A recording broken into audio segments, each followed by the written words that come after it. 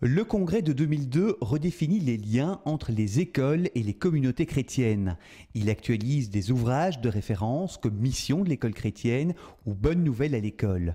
Des formations sont organisées.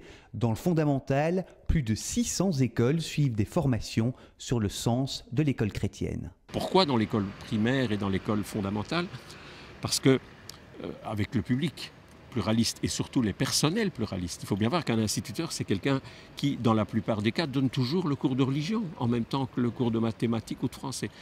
Et il y a beaucoup de ces instituteurs qui ne sont pas chrétiens. Comment les remettre à l'aise avec cela et leur montrer que l'école catholique est une école où la conviction chrétienne est mise en débat?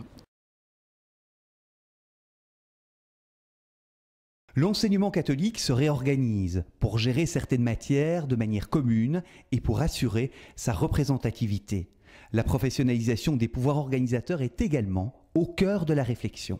Leur dispersion, leur concurrence, la nécessité de penser des relations plus coopératives et moins concurrentes entre les pouvoirs organisateurs et le rôle du CEGEC à cet égard comme coordinateur de cette coopération.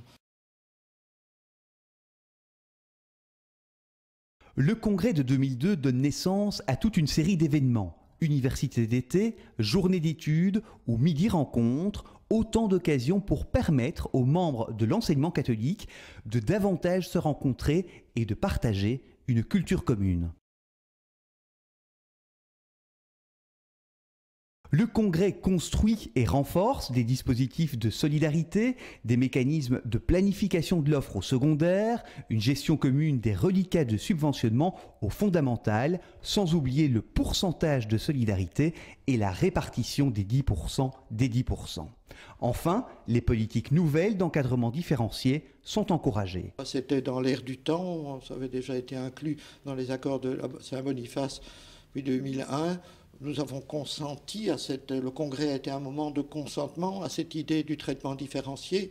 Le traitement différencié a donné lieu à de nouvelles mesures dans les années qui ont suivi, et même parfois des mesures assez contestées, comme les mesures appelées Robin des Bois. Il y a aussi cette capacité qu'a l'enseignement libre à réagir, à être très actif, très travailleuse quelque part, très travailleur, pardon, sur tous les projets que l'on peut avoir. Je crois que si vous regardez l'histoire de l'enseignement, bon, on parle chaque année et on renouvelle toujours cette attente d'amélioration, de trouver des solutions pour permettre à un plus grand nombre de réussir.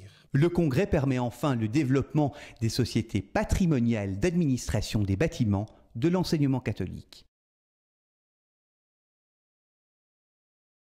Le CEGEC professionnalise sa communication. Il crée un service chargé notamment de la publication d'un nouveau magazine, le mensuel Entrée libre. Son site internet se développe.